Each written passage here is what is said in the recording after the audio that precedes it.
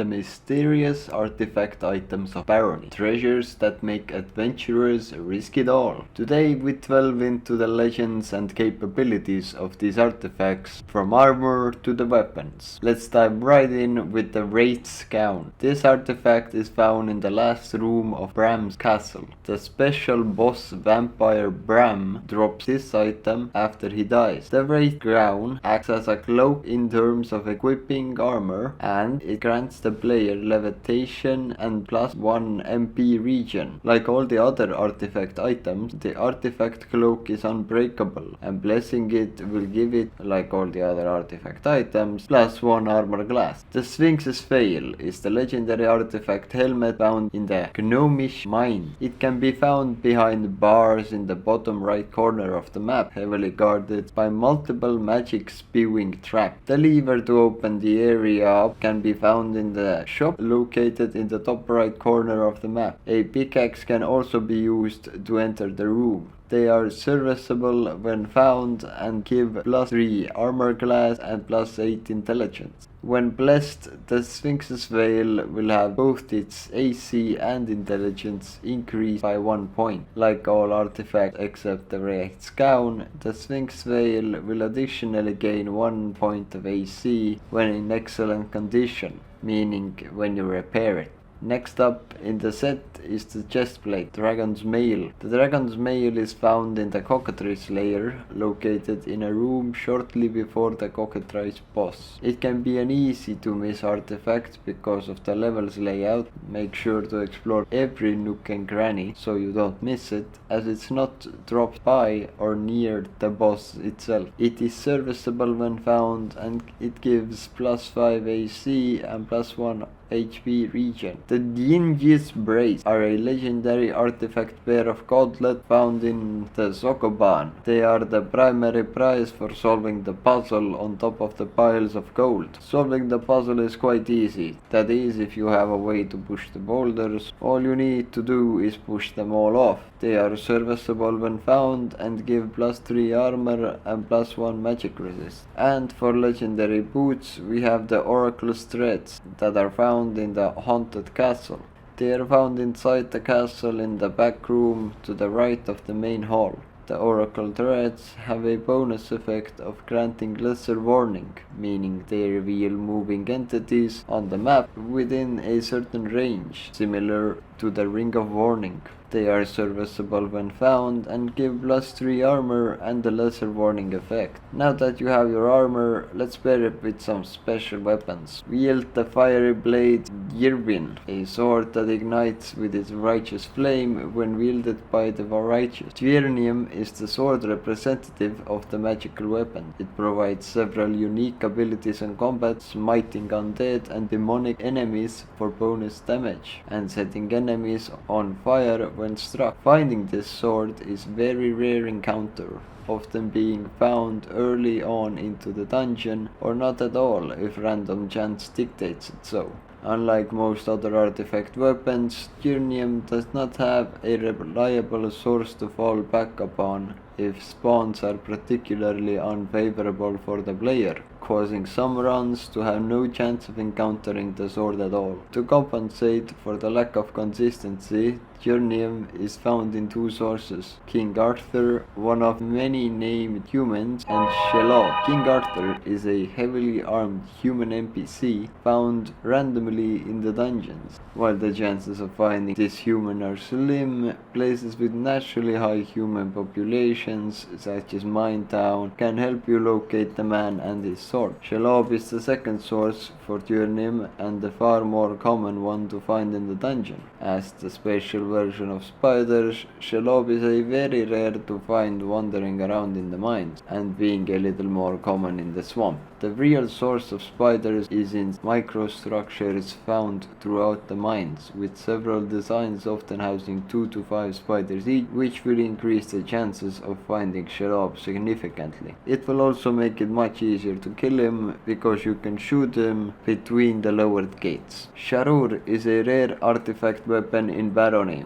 being the mace representative of the magical weapons. Its special quirk relates to its ability to speak to the player once equipped, recognizing itself by the title Sharur, the magic talking mace. Sharur can provide certain vague but overall useful tips and hints to secrets in the dungeon, most notably to the location of both Gungnir and Khryselakatos, the presence of multiple secret areas throughout the dungeons, and so forth. Sharur has a mana regeneration effect when held. This bonus scales with mace skill, with 0 mace skill providing no benefit and 100 mace skill reducing the delay between regenerating mana points by 2 seconds. Sharur cannot bypass a 2-second soft cap on mana regeneration frequency without the help of other items. Sharur is one of the most common artifact weapons to come across, being held by 2 different special creatures which can be randomly encountered in the dungeon,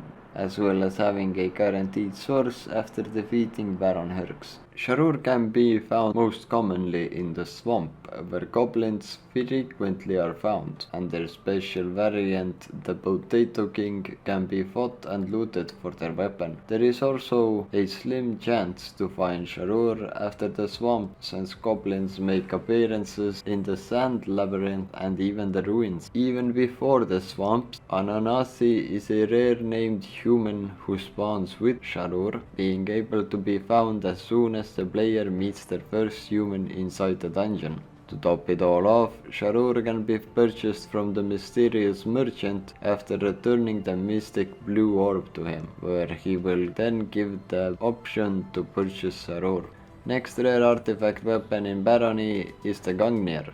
Being the polearm representative of magical weapons, its sharp golden tip allows it to deal consistent damage, regardless of polearm proficiency, as well as penetrating enemy armor on certain hits. From its first introduction, Gungnir has always aimed to be one of the most consistent damaging weapons of the artifact weapons, never benefiting from any damage bonuses like Parashu or Dyrnwyn, but also ignoring the random damage loss whenever the player is using a weapon they have a minor proficiency in. This would pair well with the other innate qualities of artifact weapons, being completely immune to degeneration on repeated use. Gungnir is much different than most other artifact weapons in that it is very accessible to players if they have the proper tools. Not only does it spawn guaranteed within the Minotaur maze, but it is also tied to a rare human spawn named Wishpala. The location of the maze in relation to the rest of the dungeon also provides a very welcome dose of convenience for those willing to use Gungnir. It is placed late enough so that the average player is able to deal with harsh requirements such as digging and levitation, a benefit that attempts at getting Khryselakatos often lack. It is also placed early enough to let players develop some skills with polearms if they lack any points of skill before obtaining the weapon, as well as allowing it to be used against Baron Herx. Parashu is a rare artifact weapon in Barony, being the axe representative of the magical weapons. It focuses on dealing large hits of damage as well as hindering the movements of those who are dealt those heavy blows. This axe holds the power to do double damage, but the chances scale with axe proficiency up to 25% at maximum skill. The damage bonus multiplies the damage by 1.5 times. To compensate for all of that, any hits that do activate the bonus damage also inflict 2 seconds of slow, making enemies easier to hit multiple times, as well as indicating which hits were boosted. Parashu serves as a general high damaging weapon once the player has taken their time to level their axe proficiency. It can be most aptly compared to Dyrnwyn, as the weapon's might at maximum skill would deal double damage plus burn. turn. However, that bonus is only applicable against undead and demonic creatures, allowing Parashu to more easily excel against late game enemies such as cockatrices or goatmen much more aptly. Of all the other artifact items, Parashu has one of the smallest time windows for when the player can find a source and collect it. There are 3 locations the weapon can be found in: the mines, the underworld, and Bram's castle. However, it is much less likely in the latter 2, since it is dropped solely by Funny Bones, the special skeleton variant that, like all bosses,